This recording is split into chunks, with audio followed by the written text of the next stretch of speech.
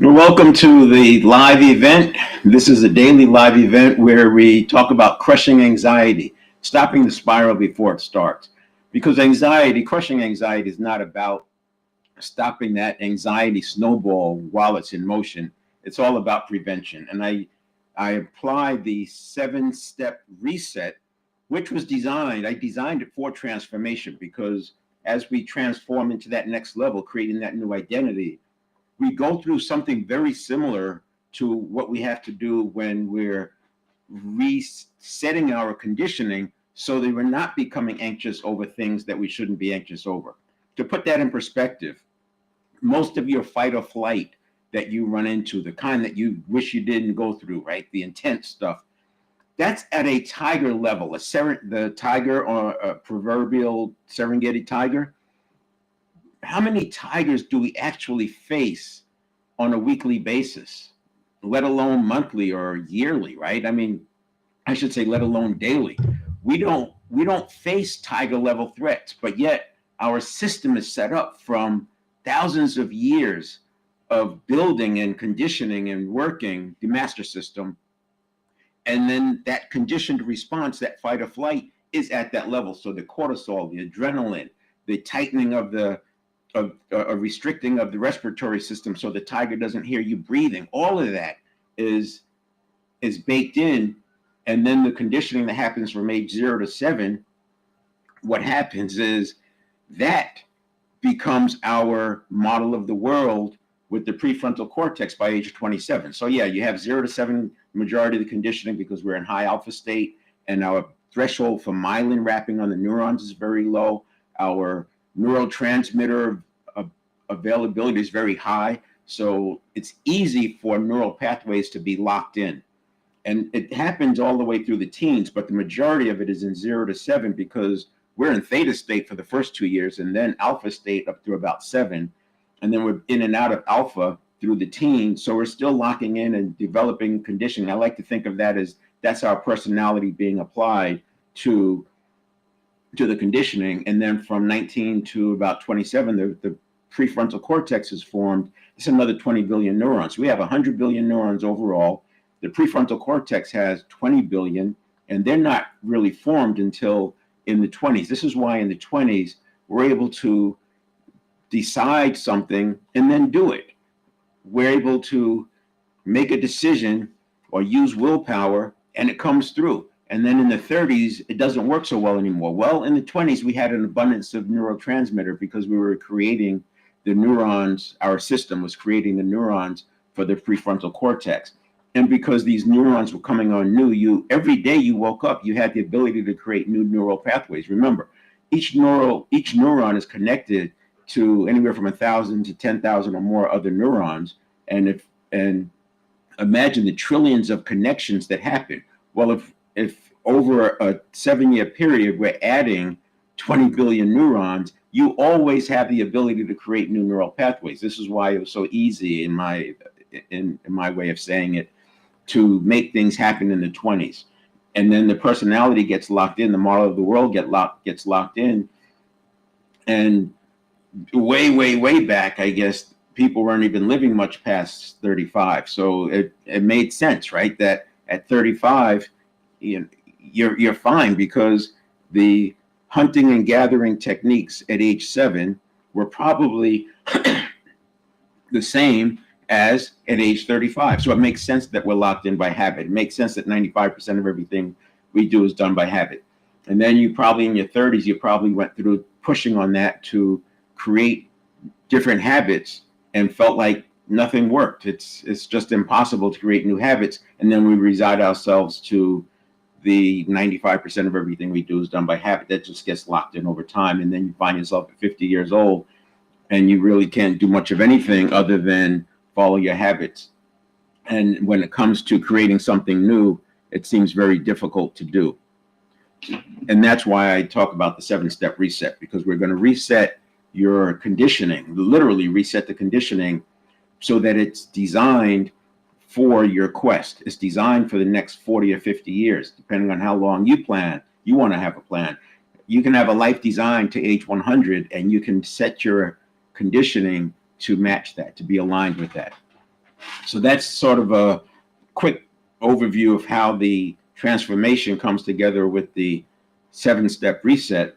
And then what I'm going to do is walk you through that 7-step process. I'll set it up a little bit more before we do that. So first of all, this is not mental health. I want to make sure we're clear on that, because I am talking about anxiety, and this is not the kind of anxiety associated with mental health.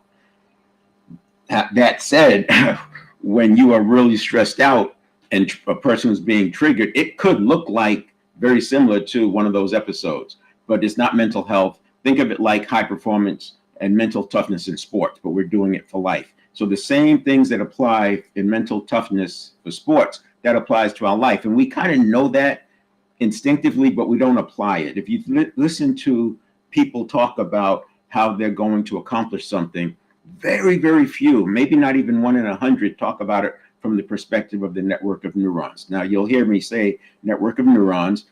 This is the same thing that was called the subconscious in the New Thought era from about 1850 to 1940 or so. And the New Thought era was set because you had the philosophers learning from each other, William James and Ralph Waldo Emerson, and people like and those learning from each other. And then you had the advent of the printing press. So those two things together just exploded the knowledge. And this thing I call the network of neurons, that was always called the subconscious. In fact, back then it was called the subconscious mind. I say back then, I think as recently as 2010, you still saw textbooks being published with it as a conscious mind. Probably still, in order to get published, it seems like you have to call it a subconscious mind, because I've spoken to neuroscientists and I said, why do we continue to call it a subconscious mind when we know it's a network of neurons? And their expression says it all. You can tell it's too big of a hill to even think about climbing, let alone dying on.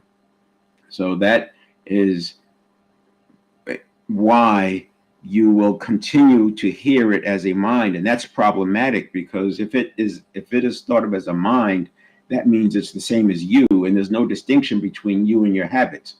Now, you've heard people say you are not your behaviors, but your behaviors are based on your habits, and since 95% of everything we do is done by habit, those behaviors actually show up as your personality. So when people are interacting with you, they're interacting not with you, they're interacting with your personality, which is the compilation of your habits.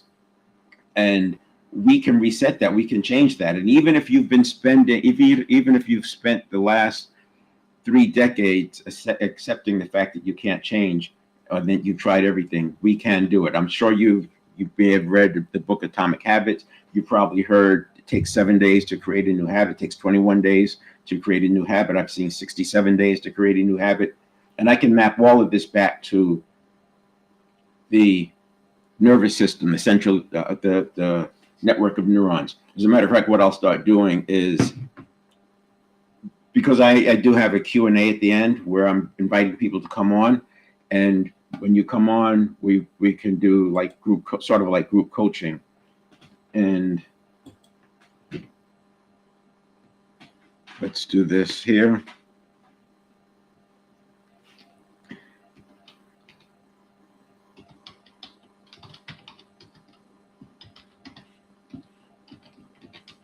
So I just put in the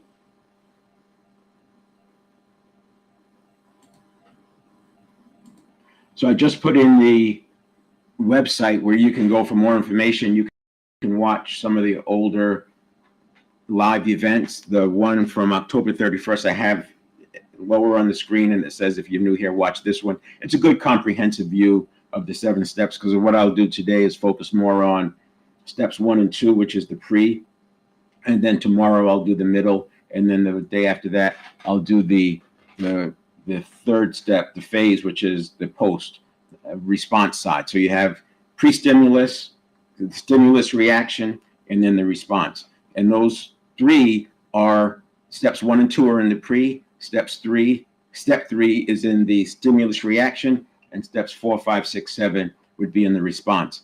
And I'll spend that video on 7stepreset.com/live goes through all of them. And I'll touch on them today, but I want to get deeper into the pre, mid, and then post.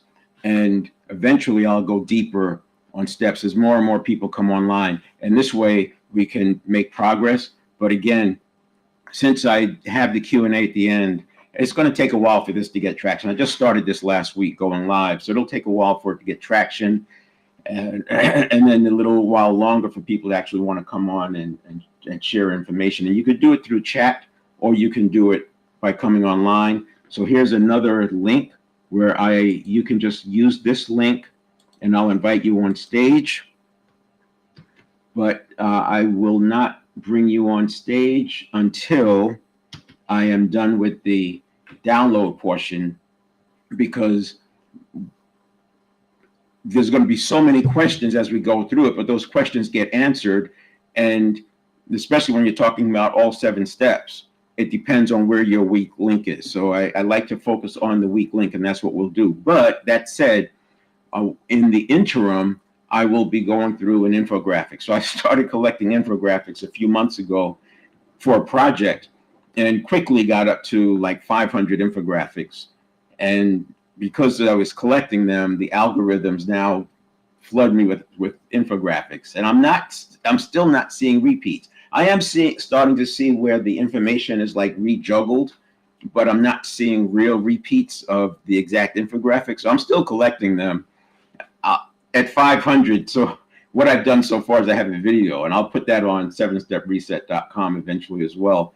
But it's a video, so I've taken each infographic and made it into a slide, if you will, or a frame, and then I'm running a video of those. So you could stop it anywhere and you could watch and you could see the infographic. And what I'll do today is I'll take 2 of them. One of them is Jeff Bezos's meeting rules, and I'll apply it to the 7-step reset so that you can start seeing through the lens of the network of neurons. And then the second one I'll do, and I'll probably do more of the emotional intelligence ones, but the second one is emotional intelligence. And again, it's to focus on step 2, because step 2 is our biggest prevention option on a daily basis. Step 1 is by far the most important one. But in the short term, for the day, step 2. And a way to think about it is that we should always be working on ourselves, right? Personal development, what have you. The same way you are always working on nutrition, perhaps if you're into fitness, or you're always working on muscles if you're into fitness at the gym, etc. And then if you are preparing for an event, then you would do something different. So step 1 is like every day going to the gym, every day eating right. Step 2 is preparing for that next thing that's coming. So if I have a presentation to do, if I'm going to be talking live in front of an audience, I will go through some different rituals for that step 2. I'll protect myself from information. I don't have to do that anymore because I've used the 7-step reset, so you don't really get impacted by external things. But that was a big thing for me. I would avoid people. I would go out on a walk. I would just review the material. I always planned that I would like take real good care of those 3 hours before going on stage, because I didn't want to get triggered into some kind of a state that I didn't want to be in. Now, anxiety is not only manageable, you don't have to tolerate it at all. I will tell you, I don't experience anxiety, and there's a few reasons for that. It's not because I'm Superman or anything. It's because it is a process. It is a habit. And once you understand that, the same way a person who gets a phobia resolved, that's how I started on this thing, just resolving people's phobias.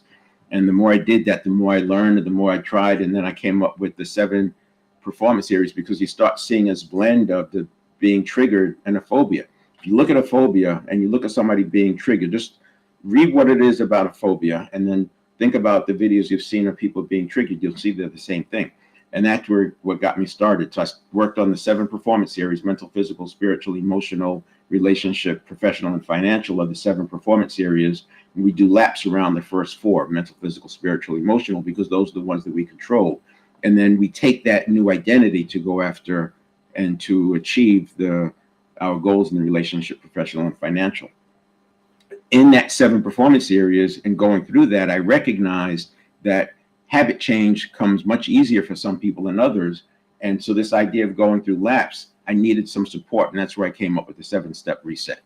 So people may feel like they've tried everything, and I invite you to come on stage with me, or we can work through the chat on wherever you feel stuck, using the same strategies from mental toughness in sports and military special ops that you can completely change your experience. When I say military special ops, so I was trained as a ranger, got the tab, and training in that environment where they're constantly simulating combat. I wasn't in when there was combat, but they simulate the stress that you would have with combat. And so they literally break the old conditioning system that was built. So the fight or flight doesn't happen. If you ever interact with Rangers, Navy SEALs, even Marines go through it. You don't see this fight or flight that happens. They seem to be calm. And that's done in weeks, not months or years. And so I said, if they could do it in weeks, what's different? Well, part of it is, a lot of it is done in the 20s. So we have the prefrontal cortex in our favor. But I said there has to be a way, because epigenetics, we see that people can make changes. And also, if you've used visualization, you know that you can make changes. So anyway, that was what drove me. And then I wanted something that didn't require meditation, didn't require you to believe certain things. So all the manifestation stuff, you can put aside, all the belief stuff, the affirmations, all that stuff, positive mental attitude. That's not what this is. All of those things work, and all of those are enhancers, but those tend to be at the conscious level. What we have to do is reset the habits. And then once you've reset the habits, you don't experience those things that you were trying to get rid of. They don't even start. So it is aligned with neuroscience. And I did go through the Neuro Change Practitioner certification and had the opportunity to learn directly from neuroscientists. They were the instructors, the people in the labs, people doing this work for 20 years, and they would share what they knew. And there's one of the things I took away was there's a large amount of information that we don't hear about, because they're going after peer reviews. They're peer-reviewed research results. They want to be cited, and they want it to be peer-reviewed, and it takes time. First of all, you have to do the research in such a way that it's narrow, and then they have to get peer reviews on it, because other scientists have to be able to get the same results. So when you look at all of that, you recognize, wow, there's a lot of information that's out there about neuroscientists that we don't really hear about, because they're not in the space of promoting everything that they know. They are in the lab doing the research. That was a big takeaway. That wasn't said to me directly, but in asking questions, you understand that that's what's going on. So there are two distinctions I would ask you to make. One of them is, we're going to talk about how the system, using the system, how it was built. So if you think about how you get into a car and you drive it, you don't worry about how to start. You don't worry about why the starter motor works, or what the fuel air mixture, or whether it has a turbocharger or not. You just drive, you steer. You don't worry about rack and pinion and the tie rods or the power steering. You just drive. And the same thing with braking. So it's the same thing. Lately, I've been seeing more and more people talk about, it's the prefrontal cortex happens, and then the amygdala triggers the prefrontal cortex, and then the parasympathetic system comes in to slow down the sympathetic system. That is all good, and I can map everything I talk about back to that, but you don't have to understand that to, quote unquote, drive our system. So we're going to use the nervous system, central nervous system, and the brain as it was designed and how we are built. We're going to distinguish between impulses and signals from the network of neurons versus the conscious mind. And that's the second thing I'm going to ask you to do. So one is drive the system the way it was designed. The second thing is, even in today's talk, we're going to start learning the difference between the network of neurons and the conscious mind. And what I mean by that, thought at the very base level is energy. What's going through the network of neurons is energy. And so you can see why it's so easy to confuse. You can see why the New Thought era philosophers thought the subconscious was a mind, because they're both energy, but they're different. And we'll talk about how you can tell the difference. But even today, I want you to start paying attention to when it's coming from your network of neurons and when it's coming from thought. And you'll find that even things I say today may trigger these quick associations. They'll come in before you've even had a chance to think about it. If it's coming in that quick, less than a quarter of a second, it's probably coming from the network of neurons, which means it's coming from associations, and that's where your habits lie. Your habits lie in the network of neurons. Your conscious mind is not the habit. It's the information being fed to your conscious mind as a reaction, and then your conscious mind responds with, by the time we're 50, the response and the reaction in most cases equal. This is why you see people getting triggered. This is why you see erratic behavior happen when somebody gets deep into fight or flight. So we'll understand that, and we'll break that bond. And it's like keeping the best of the old system while adapting it to align with our quest, our strategies, our goals. So I'm going to focus on the 7 steps. Again, I will address these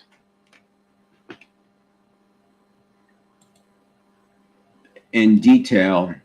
And I want to first look at the pre, the post, or the pre, the during, and then the post.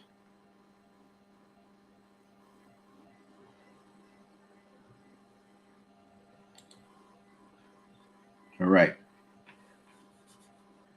So what I just now said, let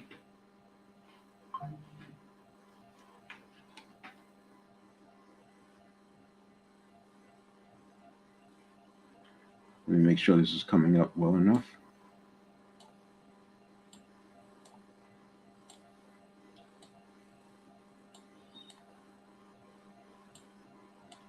There we go. Excuse me. So we have pre-stimulus.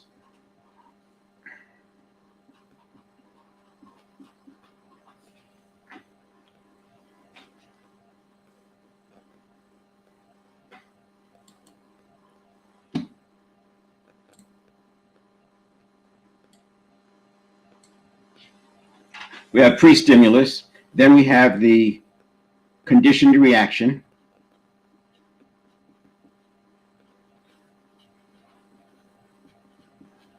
And then we have the response.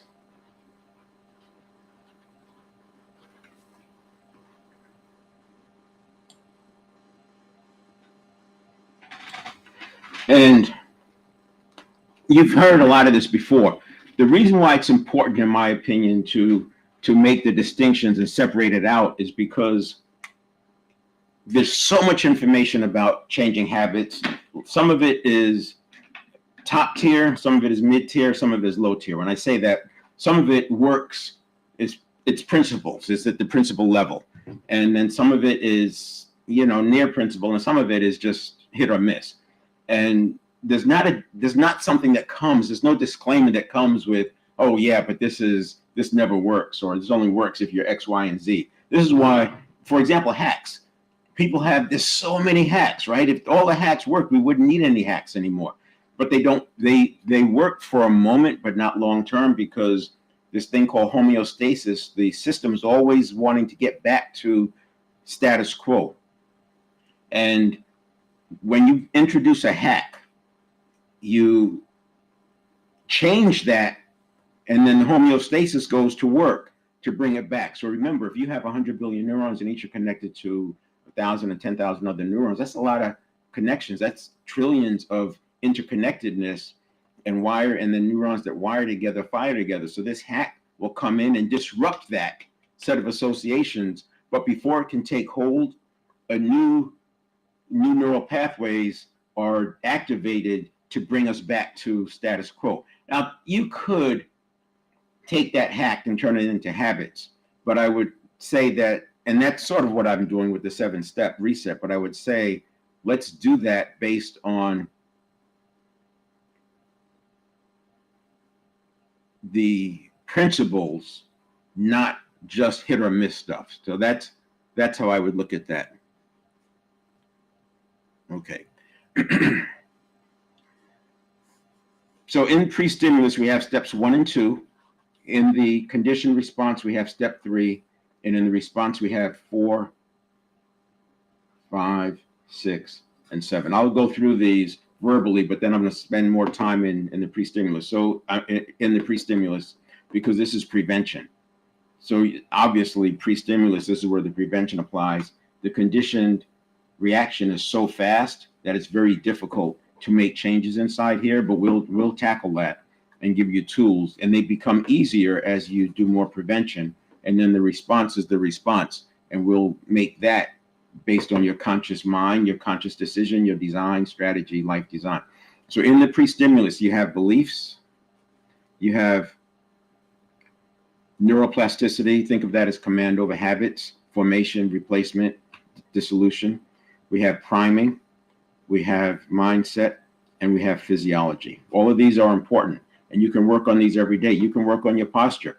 I'm going to give you an example. I see this every once in a while, and I remember being an officer in the Army, and when I came out, so as an officer, I don't even know if they still have it, but we used to have a blue tag on our license, on our bumper, and the enlisted had a red tag. So it was like a number, it's like a license plate. It was like a military license plate for that post. And you could pull up into a store, into a parking lot. And because I had a blue tag, people instantly would interact with me differently. As soon as I pulled up, I could pull into a parking spot where people are hanging out and just whatever in front of a store. And then I show up and they tighten up.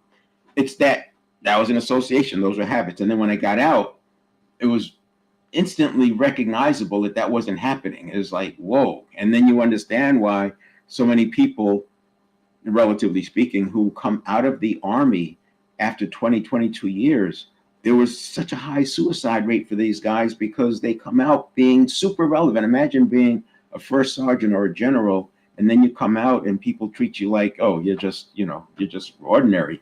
It's a struggle, and people have to go through that. So anyway, that is the reason I bring that up, is because every so often I will see somebody walk near me and they'll like cower, they'll drop their head. If you just sit and watch people, especially if you go to an office building where there's a lot of people wearing suit and tie going in and out, and you watch how other people interact with them as they're going in and out of doors, how much deference they'll give to a person who has on a suit and tie versus other people. And then you'll see people do that stoop thing even into their 50s and 60s. I mean, they're doing it. It's totally subconscious. It's totally habits, because they don't believe that they're not worthy, but it's like triggered in. Well, that's their physiology. And guess what? Why are neurons that wire together, fire together? So you have this kind of physiology wrapping in. So it's no wonder people are walking around with imposter syndrome or feeling like they're not good enough, because their physiology, a part of the day, is that they're not good enough. And then you have beliefs. This is another big one. We've got to get the beliefs aligned. And beliefs are hard to change because without the tools, I'll give you the tools, but they're hard to change because your belief, you're trying to change the belief with the system that believes that thing is such. So you have to be able to break that pattern and have some separation. This is why when somebody's about to have their belief changed because it's challenged, they often act out. They're acting out because they're going into a mini fight or flight. But if you hang in there, let them go through that. Don't argue. Just let them walk away, go through it. The next day, you'll see that they're different. They actually have adjusted the belief. But the process of adjusting the belief is very, very hard. It's almost like going through withdrawal. The habit is just acting out. And it's important to understand that. It's important to understand it when you're interacting with others. It's important to understand it when you're interacting with yourself, because you have to get your beliefs changed. This is why I say step one is the ongoing. You've got to get that right. Neuroplasticity, you're going to use deep practice and it's easier to replace a habit than to break a habit. And then we have priming. You're always being primed, and you can be primed for days in advance. So I do have a ritual in the morning that's like priming, but it's also setting me up to be able to respond to mindset changes very quickly. And that ritual, and I've tried many different rituals. I do believe that many of the rituals you talk about are designed for like transformation work, and other rituals are designed for operational steady state work. And it's important to understand the difference.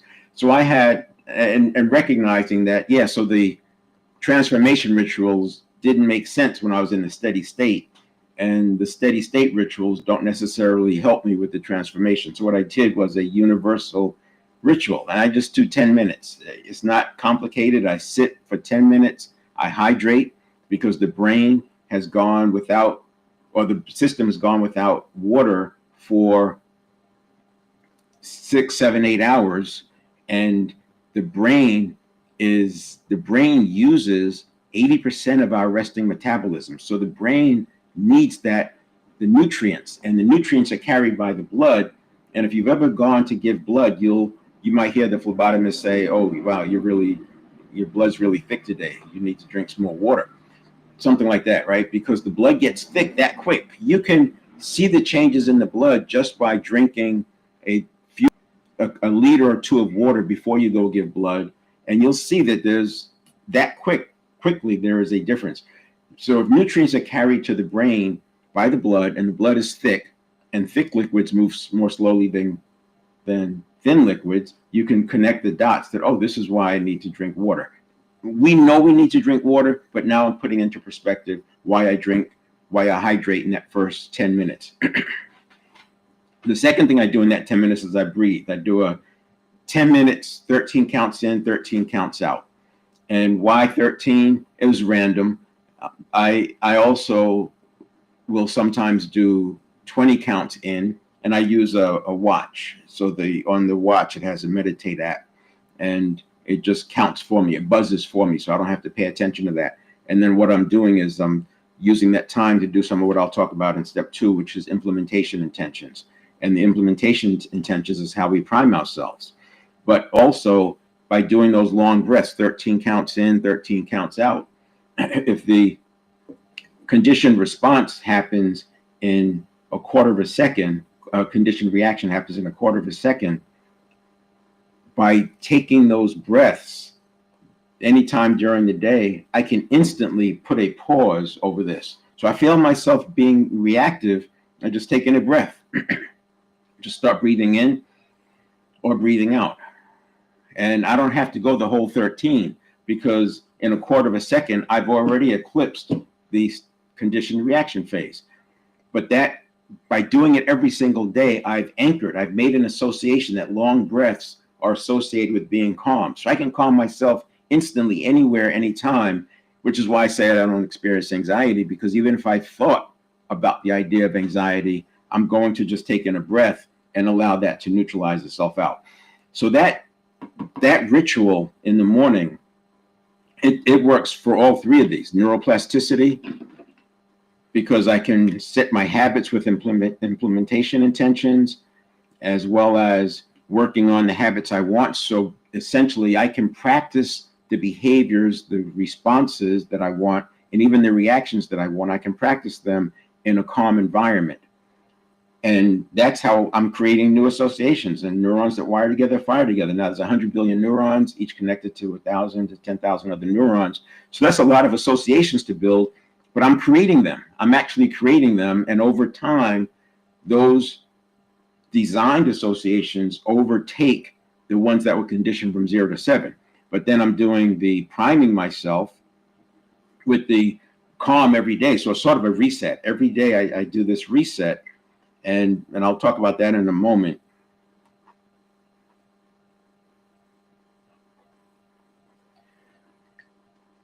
That reset allows me to enter the day without the baggage from yesterday. Sometimes you'll be stressed out, maybe had an argument, maybe something happened bad at work, and you're still stressed the next day. That should have been resolved, because that's done in the response. We don't want to go to bed with that. But as you're working through it, we're in transition. As you're working through it, we need to resolve that. And the other thing is, as I said, all I have to do is take in a breath, and I can shift from a fixed mindset to a growth mindset. So I don't really experience fixed mindsets, because I'm doing all of the prevention. I'm not special and not super. I would have argued before it's because I went to Ranger training and trained with Navy SEALs, etc. But now I would say that it's a conscious choice, and you can learn that same choice.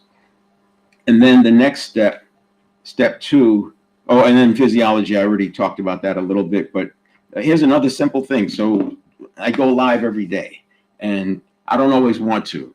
And sometimes, I'll look at an email, or there's something that I need to deal with, and it could be a little bit of preoccupation. I've got to work on that, but I'm not going to work on it before I go live.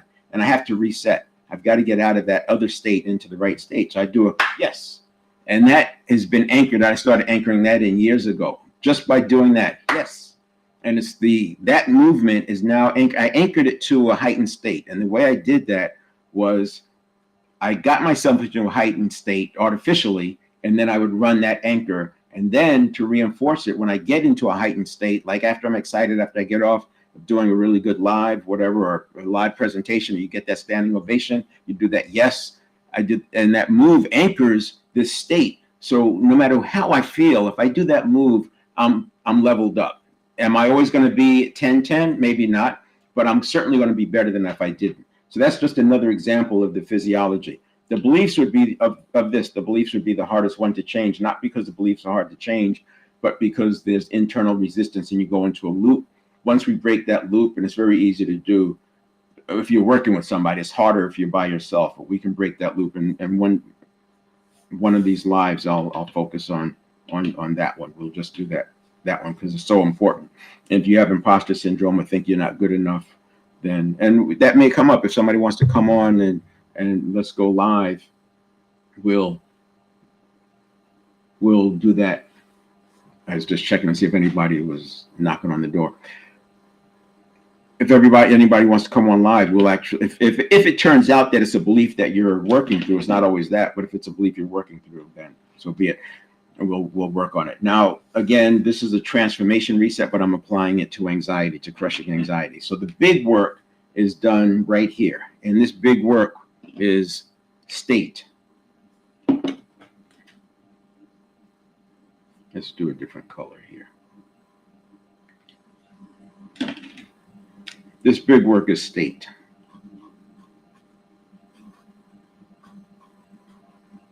We have our mental state of being, our physical state of being, our spiritual state of being, and our emotional state of being.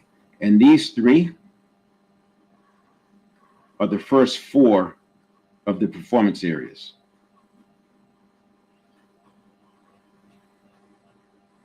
So the performance areas, there's 7. After that, you have relationship, professional, and financial. But if we don't have this straight and we're going after relationship, professional, financial, you can see why things happen. I like to say trust is built on the escalator going up, and it can be lost like jumping out a window going down. And then we have the self-image.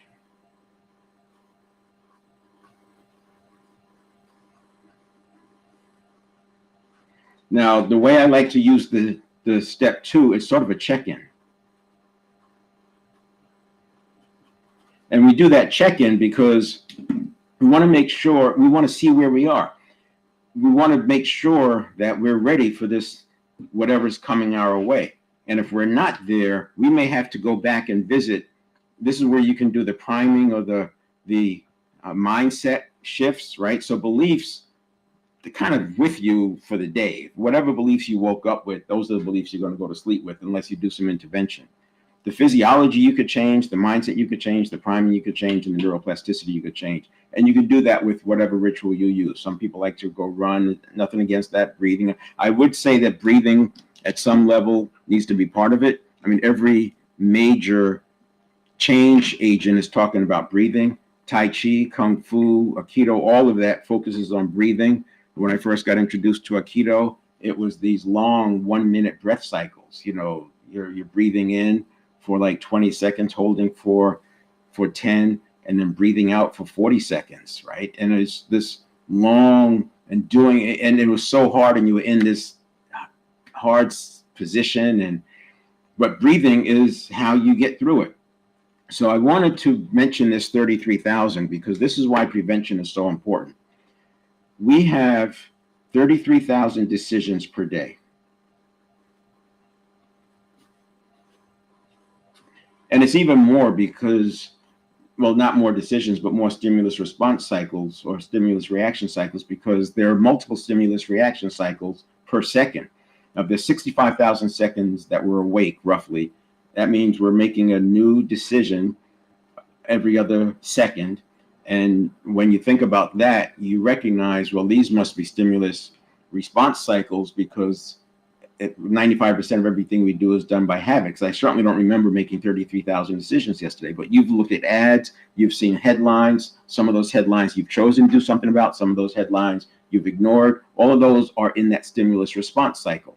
You've reacted to something, you decided you want to go after something, decided you're not going to go after something. You heard something and you think about this, you think about something else, whatever, right? Those are all in that 100,000 or so micro stimulus reaction cycles, and certainly in the 33,000 or so decisions per day. And the way I look at this is you are here, we're in pre-conditioned response, and then we do it again. Pre-conditioned response, we do it again. And we do this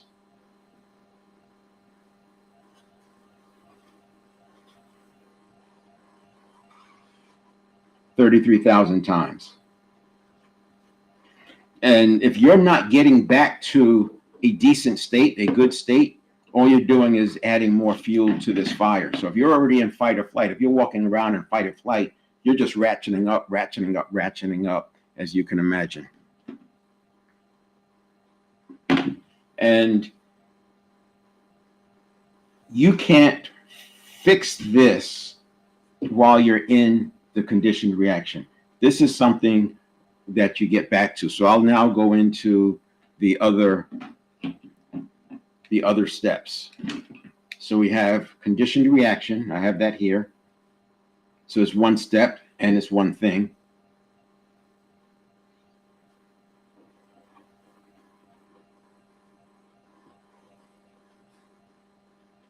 We'll call that conditioning. And then we have your response.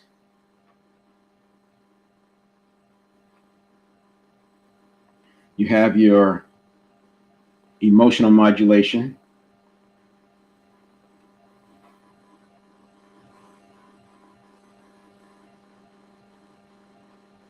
You have your action. And you have your present moment.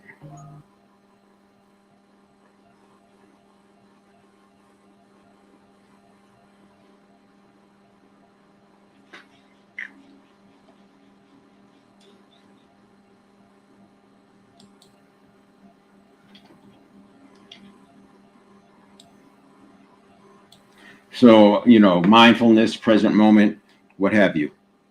And that's what we're doing. That's what's unique about the 7-step reset, is that I am recognizing that we have 33,000 decisions a day. I'm recognizing that these actions are not mental, but they're physiological in the network of neurons. And I'm recognizing that it's a neurobiological event each time, and that if you don't get reset, you're just escalating because the neurons that fire together wire together.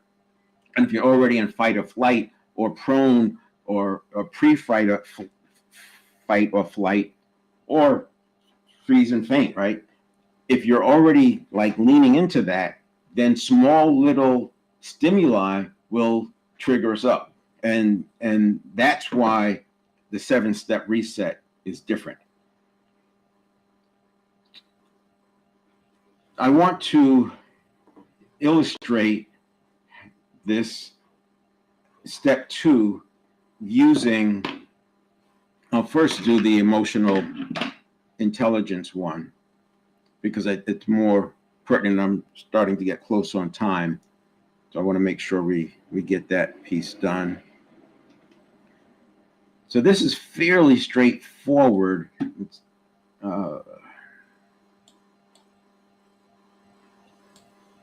And then, of course, if somebody wants to come online, you just use that link that's in the chat.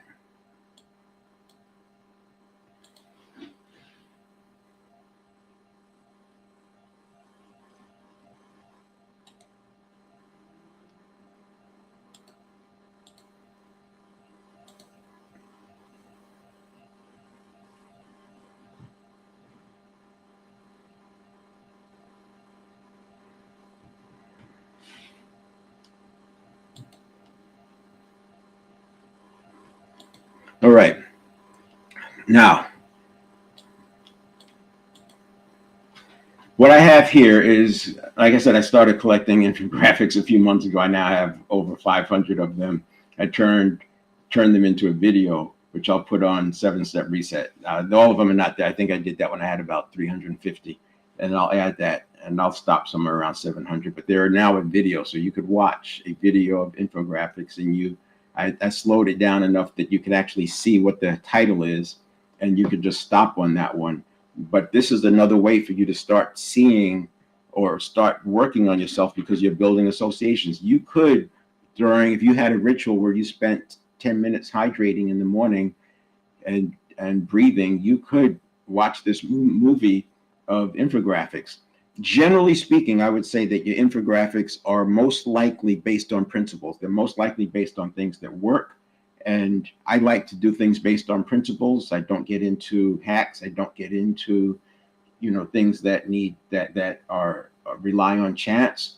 We want principles, because then you don't get into a debate. And that's why I'm able to apply this theme of, if you disagree with me, then I disagree with me, until we figure out who's missing information. So now, if I take looking at this, there we go. So managing emotions. What I'm going to do is, this says 9 key skills. And you know what? Let me just give credit to the person. So you can see Sean McFeet. That's who's I got this from. These just show up in my feed now because I started collecting them. So they just show up. And so managing emotions. What I'm going to do is talk about each of these 9 in the context of step 2, managing emotions, your emotions. You don't want to react impulsively and let emotions take over. We've been talking about that. And we could talk about this one in the post, in the emotional modulation. But when things slip by here, when all of this stuff doesn't work, which is going to be a very small percentage of the time, we use emotional modulation so that thing doesn't happen. But recognize emotional triggers and respond with self-control. So what I would say is, start recognizing take whatever situations you get into and you don't like, and go all the way back, accept the fact that they're associations, and go all the way back to before you had it, and start looking to identify what took place before you had that event. So what we're doing, the reason I'm doing this is like in lieu of a Q&A, because if I don't have questions, I'll do this as a Q&A. This is learning to see through the lens of the network of neurons when understanding others. Assume you know what someone is feeling without listening. This happens all the time.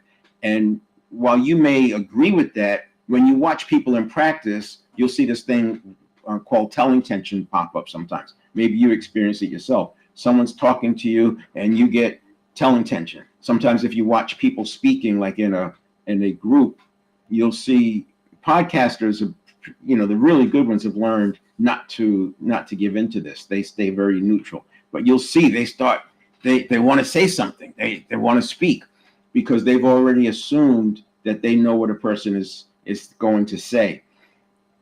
So pay attention to verbal and nonverbal cues to gauge emotions, not only others, but also your own. When you feel yourself doing that, that's a check.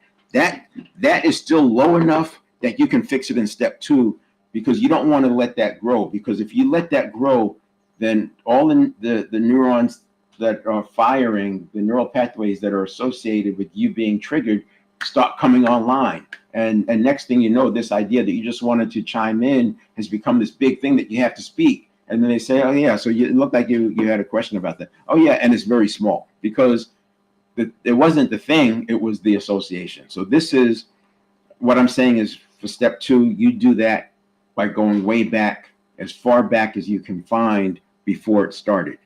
Then the next thing we want to do, the next one on here, number 4, is when giving feedback. So deliver feedback bluntly without considering the other. You don't want to do that. One of the things I highly recommend for all leaders to do is to have a one-on-one early on. It's part of your onboarding. Now, I've seen some companies that onboarding has been given over to HR, and HR is focused on avoiding lawsuits. I'm simplifying it and generalizing, but HR fills up the onboarding with all of the rules. It's like if you took a quarterback from another team and put them onto a new football team, they would have to go through the HR kind of onboarding, but then they would have to go through the coach's onboarding. There's separate ones. And the HR onboarding is when the gym's available, when this is available, when you get your paycheck, how you deal with this, what happens if, where's your health insurance, all that. And then the coach's onboarding is these are the plays, this is the playbook, here's what we're going to do, here's what the role I want you to play, and here's what I want you to observe in these first 3 games when you're on the bench. You can see the difference. So I always tell leaders to have a one-on-one early on as part of your leadership onboarding. And what you do in that onboarding is it's all about listening. You want to ask the person questions that help them stay in the, you want to ask questions that help people stay in the, hold on a second, did I? Yeah.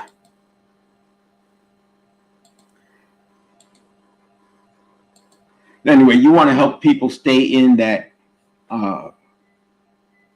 that non-conditioning thing. You want them in their, you want them in their conscious mind. You don't want them being triggered. You want them consciously, right? You don't want them being in fight or flight. And so you're going to calibrate that because you're spending 45 minutes to an hour asking them, why is that? Yeah, tell me what makes that important to you. What is, and the context for the one-on-one is, as a leader, you always are faced with having to organize the work.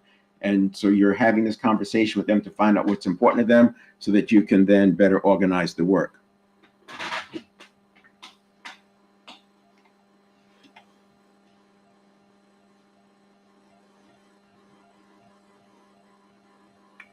And then we have, so balance honesty with empathy to make it constructive. And this is if now that you have that calibration, you can see when they start getting triggered. You can see when they start leaning into fight or flight, and you can back off. You don't want to plow through that, because once you plow through it, remember that fight or flight just grows. That fight or flight is coming out of a place of survival. They're having a conditioned reaction that's at some level linked to their survival. And you don't want to get into an existential crisis over something small like feedback. And there are times as a leader where you'll just say, you know what, we'll take that offline. Why don't we meet today later on at 3 o'clock? We'll meet at 3 o'clock, and you can bring me some of the information that pertains to this, and we'll map through it. Whatever, right? You want to back off and let them get calm. And I would say the calibration enables you to do that. Then the next one is when managing conflict, let emotions escalate. You don't want to let emotions escalate the situation to avoid addressing. That's what we're talking about in step 2. And you want to get yourself back on track. We'll talk more in step 3 about how we condition in a new conditioned reaction, but also having that pause on response, having the emotional modulation. You're going to stay composed, listen to all perspectives. That's where the emotional modulation comes into play. And then we have, when building relationships, you don't want to focus only on your own needs and ignore emotional connections. This is why that one-on-one, you're listening to them. You listen. And what's interesting is people come away from that saying, wow, you're a great listener. And they'll remember that you listened to them. And even 3 years later, if you never go through another one-on-one, I don't recommend that, but they'll still talk about you as a great listener. So show genuine interest. And if you start with a question like, what would you do if you knew you couldn't fail? And what would you do if you didn't have to work for a living? What would you do professionally?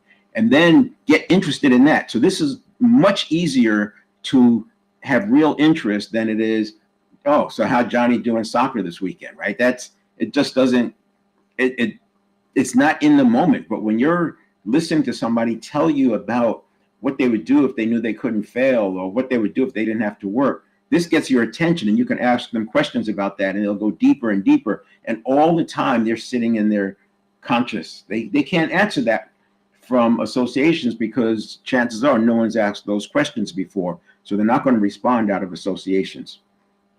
And then we have, when dealing with criticism, take feedback personally. So don't take feedback personally and become defensive. And in this check-in, one of the tools we have is transformational vocabulary. So I removed the words, for example, of embarrassment, rejection. They don't have a meaning for me anymore because I've replaced them. Embarrassment is now amusing, and I can use interesting for that. and rejection is now, oh, it's just not appreciated by them, or that offer or what I was talking about or that topic is not appreciated by them. This is why it's so easy to see hater behavior online. When somebody's triggered, you recognize it's all about them. They don't like what you're making them feel, and they act out, and that's where the hater thing comes from. So you don't take it personally, but again, by recognizing it and seeing it through the lens of the neurons, you're able to make inroads here. And so you view criticism as a learning opportunity and respond constructively. And this is more important than people, I think, believe, because this one right here, we are living in a fight or flight world now. We are living in a trial and error world right now. And if you are approaching life with fight or flight, it's very difficult to do trial and error. We don't have the luxury of figuring things out and testing. You've got to test. We're testing, but we're not testing the end design, the fully 3-year design, right? We're testing iterations. We're just throwing spaghetti on the wall and seeing what sticks, taking notes and getting better at the kind of spaghetti that we throw. So you have to get past this idea of criticism as just feedback, and feedback is a gift. When showing empathy, don't dismiss people's emotions as unimportant or irrational. Now, by having that one-on-one, it makes it a lot easier because you can see everything that's important to them gets mapped back to that at some level. And also when you start organizing work, you're going to do it that way. But acknowledge their feelings and offer support where needed.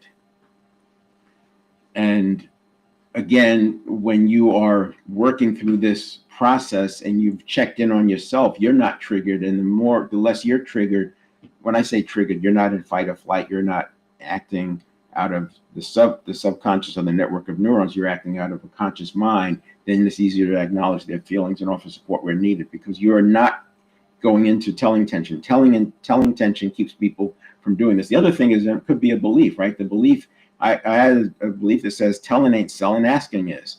And leading isn't telling, it's communicating. And communication is two-way. So you want to make sure you're listening, and then it's easier to acknowledge their feelings and offer support where needed. And then when facing challenges, don't let setbacks define you and dwell on negativity. That gets into this step 2. That's why I wanted to go through this one, because it ties into step 2. We're going to keep checking in on ourselves. And I could argue that you probably should check in on yourselves thousands of times a day, because we're having a stimulus response cycle every other second. And what I do is box breathing. I'll just go through a quick box breathing session, 4 counts in, hold for 4 counts, 4 counts, exhale, and hold that for 4 counts. And that's a minute. So I've already dealt with 100 stimulus response cycles just in that minute. And not 100, but 30 of them anyway, right? But if you do the micro, we're probably at 100. And then adapt, learn, and find solutions instead of staying stuck. So this is all about the 7th step. This is the 7th step. And checking in at step 2 makes it possible to have a handle on step 3. And that makes step 4, 5, 6, and 7 easier. I will leave it there. I want to acknowledge that I did say I was going to go through this, but you can see we're already over an hour, and I want these to be much shorter. And especially since we want to be able to have people come in offline. So now what we're going to do is, let's get back to